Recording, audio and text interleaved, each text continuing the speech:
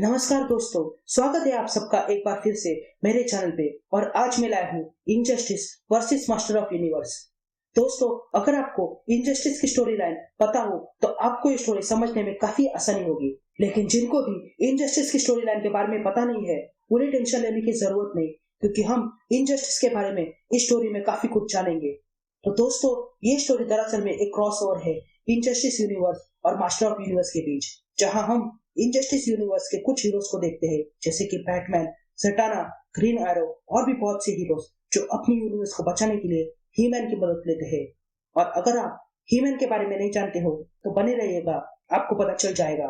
तो देवियों और सज्जनों, तैयार हो जाइए एक ऐसे सफर के लिए जहां हम देखेंगे सुपरमैन वर्सेस ही-मैन और साथ ही होंगे स्केलेटोर और डार्कसाइड।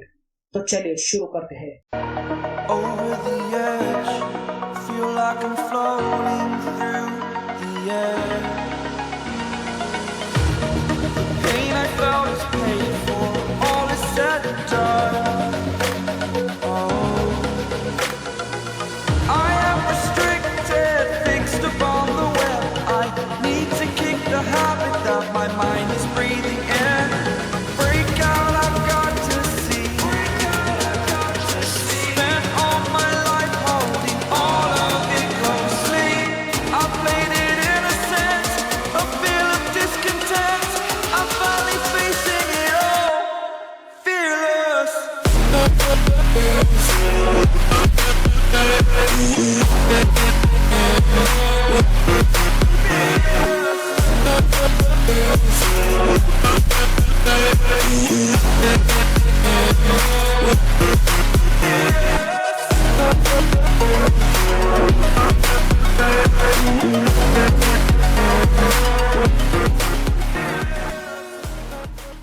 कहानी की शुरुआत होती है जोडैक से।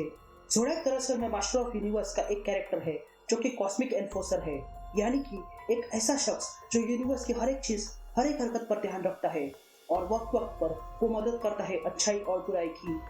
ये कैरेक्टर काफी हद तक डीसी के मेट्रॉन से मिलता है। तो फिर हम कहानी पर वापस आते हैं तो हमें जोडैक दिखाई देता है जो कहता है, मैं हूँ जोडियक और मैं ऐसा बनने से पहले काउंसिल ऑफ एल्डर्स का लास्ट मेंबर था जो प्लैनेट इटर्निया पे है। जी हाँ, इटर्निया एक ऐसी सभ्यता जहाँ पर मैजिक का भंडार है और उसकी रखवाली जादूगर करते हैं। इटर्निया पे है कैसल ऑफ ग्रेस्कुल, जो कि एक किला है जिसे प्राचीन आत्माओं द्वारा हॉन्ट किया गया है और उसकी रक्षा करता है चैंपियन ही-मैन, जिसके पास एक ऐसी तलवार है जो पावर का स्रोत है और उसकी मदद के लिए बहुत से लोग हैं। काफी वक्त से बहुत से लोग आए हैं ग्रेस्कुल को हथियाने के लिए, लेकिन नाकामयाब रहे। हाल ही में तबाही का मालिक स्केलेटोर ने हमला किया था, लेकिन वो भी हार गया और तब से आज तक वो लापता है। कई लोगों का मानना है कि वो मर चुका है। मैं ये सब कुछ रिकॉर्ड करके रख रहा हूँ ताकि आने वाले वक्त में जो कोई भी ये सुने उसे पता चल सके कि मेरा मिशन अनबायस्ड है और मुझे जल्द से जल्द अपने घर पहुंचना है, क्योंकि मुझे डर है कि कोई बहुत ही बुरी शक्ति मेरा पीछा करते हुए आ रही है। और ये बुरी शक्ति कौन है ये हमें आगे पता चल जाएगा। फिर हम इटर्निया पे रॉयल पैलेस देखते हैं जहाँ पर ही-मैन फेकर पर अटैक करता है। फेकर दरअसल में ही-मैन का इविल कॉपी है जो पूरे इटर्निया को हथियाना चाहता है। तभी ही-मैन फेकर से कहता है, 3 महीने हो गए, तुम्हें क्या लगा तुम मेरी लाइफ छीन लोगे? तभी फेकर ही-मैन का रूप ले लेता है और ही-मैन फेकर से कहता है, मैं यहाँ का राजा हूँ। और ये कहते ही उन दोनों में लड़ाई शुरू हो जाती है। यहाँ कैप्टन टीला लेफ्टिनेंट एंड्रा पर अटैक करती है। कैप्टन टीला दरअसल में ही-मैन की टीम मेंबर है। तभी कैप्टन टीला कहती है, तुमने हम सबको निराश कर दिया है, तुम हमारी सबसे अच्छी रिक्रूट थी, लेकिन तुमने फेकर का साथ देना चाहा। जिस पर एंड्रा कहती है कि फेकर ने उन्हें वो फीचर दिखाया जो इटर्निया के पास से मेल खाता है, एक ऐसा वक्त जहां हम सब लोग एक होंगे और ताकतवर होंगे और हमें किसी भी सन के लोगों से या फिर एलियन से लड़ना नहीं होगा। ये कहते ही एंड्रा कैप्टन टीला को गिरा देती है और उस पर अटैक करने वाली ही थी कि तभी कैप्टन टीला उस पर अटैक करती है। यहाँ ही-मैन फेकर को एक रूम में फेंक देता है जहाँ पर ही-मैन के माता पिता थे। तभी फेकर उन्हें देखकर कहने लगता है कि वो ही उनका बेटा है और उन्हें उनके साथ चलना होगा। लेकिन तभी वहाँ पर ही-मैन का बैटल कैट आ जाता है और वो फेकर पे अटैक करता है, जिसके कारण फेकर वहाँ से भाग जाता है। तभी वहाँ के लोग कहने लगते हैं वे लोग प्रिंस एडम के बिना बहुत खुश थे क्योंकि उसने वहां पर क्राइम बढ़ने से रोका था और हीमैन को बहुत खरी खोटी सुनाने लगते हैं। ये सब सुनने के बाद हीमैन वापस प्रिंस एडम बन जाता है और वहां से चला जाता है और साथ ही उसके दोस्त भी। लेकिन तभी हम देखते हैं कि ये सब कुछ ज़ेटाना और स्वाम्प थिंग देख रहे थे और तब ज़ेटाना कहती है आखिरकार जिसे हम ढूंढ रहे थे वो हमें मिल चुका है। फिर हम देखते हैं कि प्रिंस एडम अपने पैलेस में अपनी प्रजा को लेकर सोच रहा था कि वे लोग उसे पूरा क्यों समझ रहे हैं। लेकिन तभी वहां पर उसकी माँ आ जाती है और उसे समझाती है और वहां से चली जाती है। लेकिन तभी पीछे से स्वाम्प थिंग आता है और एडम को अपने साथ शाखाओं में बांधकर नीचे ले जाता है। तभी एडम अपनी तलवार को बुलाने की कोशिश करता है लेकिन वो ऐसा कर नहीं पा रहा था। तभी ज़ेटाना उसके सामने आती है और कहती है हम लोग यहाँ सिर्फ तुम्हारी मदद चाहते हैं। जिस पर एडम कहता है ये कौन सा तरीका है मदद मांगने का। जिस पर कोई पीछे से कहता है हम सावधानी रखना चाहते हैं, खासकर उस आदमी से जो अपने हाथों से पहाड़ उठा सकता है। और ये कहते ही हम देखते हैं कि वो शख्स कोई और नहीं बैटमैन था जो वहां पर अपनी टीम के साथ आया था। तभी स्वाम्प थिंग एडम को छुड़ाता है और तब एडम बैटमैन से पूछता है, जिस पर बैटमैन के कहने पर साइबॉर्ग उसे कुछ विजुअल्स दिखाता है और बैटमैन कहता है हम लोग अर्थ पर से आए हैं और यहाँ आने में हमारी मदद स्वाम्प थिंग ने की है। हमारा अर्थ कभी महान योद्धाओं की निगरानी में था जो क्रिप्टॉन से आया था और उसका नाम है सुपरमैन। लेकिन फिर एक दिन जोकर नाम के सनकी विलन ने धोखे से सुपरमैन के हाथों उसकी वाइफ लोइस और उसके होने वाले बच्चे का कत्ल करवाया, जिसके कारण सुपरमैन बदले के भाव में पागल सा हो गया और उसने जोकर को ही खत्म कर दिया।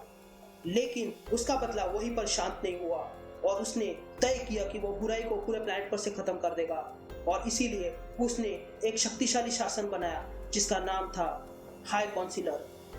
सुपरमैन ने अपनी हदें पार कर दी और उसके कारण काफी लोगों का नुकसान हुआ और लाखों जाने गई। लेकिन फिर एक आर्मी उठ खड़ी हुई जिसमें अलग अलग यूनिवर्स के हीरोज थे और इन सब ने मिलकर सुपरमैन को हराया था। लेकिन ये शांति ज्यादा देर तक नहीं रही क्योंकि वहां पर ब्रेनियक नाम का एलियन आ चुका था और उसे रोकने के लिए मजबूरन सुपरमैन को आजाद करना पड़ा। सुपरमैन ने ब्रेनियक को खत्म कर दिया लेकिन उसकी बची हुई टेक्नोलॉजी पर कब्जा कर लिया और फिर उसके बाद वो पहले से भी ज्यादा क्रूर और तानाशाह बन गया।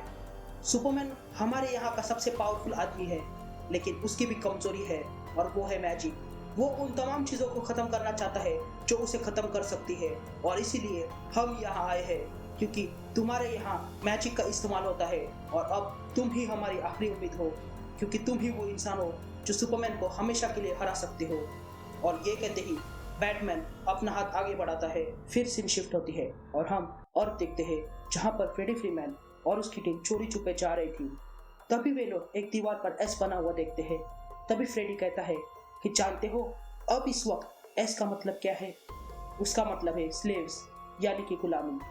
लेकिन तभी वहां पर कोई उन पर अटैक करता है और कहता है तुम दोषी पाए गए हो उस जुर्म के लिए जो तुम करने वाले हो और उसकी सजा है दर्द। और तभी हम देखते हैं कि ये सब कुछ वंडर वुमन भी देख रही थी। फिर वंडर वुमन सुपरमैन को कांटेक्ट करती है और कहती है कि उसका काम हो चुका है। ये सुनते ही सुपरमैन खुश हो जाता है और फिर वो किसी से कहता है कि मैं जानता हूँ कि हमारी कभी नहीं बनती थी लेकिन आज तुम्हारी वजह से मैं कामयाब हुआ हूँ। ये कहते ही हम देखते हैं कि सुपरमैन ने बैटमैन को कैद करके रखा है और उसे वायर से जोड़ के रखा है और उससे सारी इंफॉर्मेशन ले रहा है। लेकिन तभी वहाँ पर कोई आ जाता है और कहता है उस अमेज़न को बेचने से पहले मैं कुछ आपसे कहना चाहता हूँ।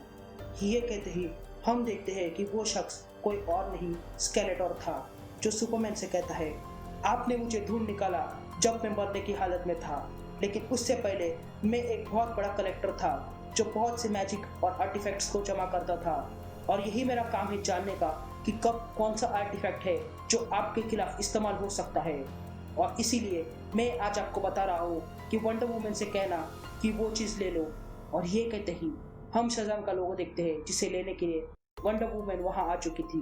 फिर हम एडम को देखते हैं जो कासल ग्रेस्कुल में सॉर्सरर को कांटेक्ट करता है और उसे सारी सिचुएशन बताता है। तभी सॉर्सरर उसे कहती है कि एडम को अर्थ पर जाना चाहिए क्योंकि वो एक चैंपियन है और उसकी माँ भी कभी अर्थ पर से थी। और ये कहते ही वो उसे इजाज़त देती है अर्थ पर जाने के लिए। ये सुनते ही एडम कहता है कि वो जस्टिस लीग टास्क फोर्स के साथ जाने के लिए तैयार है। तभी कैप्टन टीला कहती है कि वो भी उसके साथ जाएगी क्योंकि वो उसके बॉडीगार्ड है, और तभी ऑर्को भी कहता है कि वो भी उसके साथ आएगा क्योंकि उस सफर में उसे मैजिक की जरूरत पड़ेगी। ये कहते ही बैटमैन 2 टीम बना लेता है, एक टीम अर्थ पर जाएगी और दूसरी टीम यहाँ कासल ग्रेस्कल की रक्षा करेगी। और ये कहते ही वो निकलने वाले ही थे कि तभी एडम सबको रोक लेता है और कहता है कि उसे कुछ कहना है, और वो अपनी तलवार उठाता है और वो आइकॉनिक डायलॉग कहता है, बाय द पावर ऑफ ग्रेस्कल। और ये कहते ही वो ही मैन बन जाता है। फिर हम ज़ोडिएक को देखते हैं जो कहता है कि फाइनली मैं अपने डेस्टिनेशन पर पहुंच चुका हूँ। लेकिन तभी ब्लैक रेसर उस पर अटैक करता है और उसे बेहोश कर देता है। लेकिन बेहोश होने से पहले ज़ोडिएक सॉर्सरर को मैसेज भेजता है कि ग्रेस्कल खतरे में है क्योंकि वो वहां आ रहा है। तभी हमें किसी की आवाज़ सुनाई देती है जो कहती है कि मैं इटर्निया पे आ चुका हूँ। और ये कहते ही हम देखते हैं कि ज़ोडिएक पर अटैक करने वाला कोई और नहीं, डार्कसाइड है, जो स्टेफन वुल्फ और अपनी आर्मी के साथ इटर्निया पे आ चुका है।